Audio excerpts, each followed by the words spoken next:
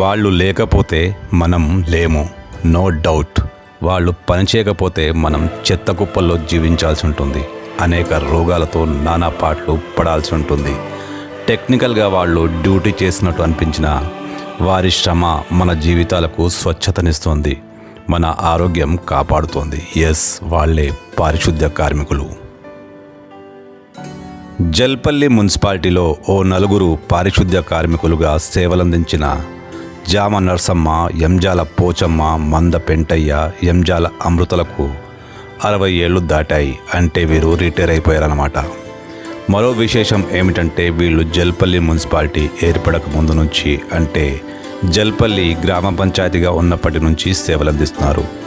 పదవీ విరమణ చేసి వెనక్కి వెళుతున్న వీరికి Jalpally municipal supervisor B Kumar Maratha భవన్లో ఆత్మీయ సన్మానం అందించాడు. నాటి తరానికి నేటి తరం చేసిన ఈ సన్మానం హృద్యమైన సన్నివేశం.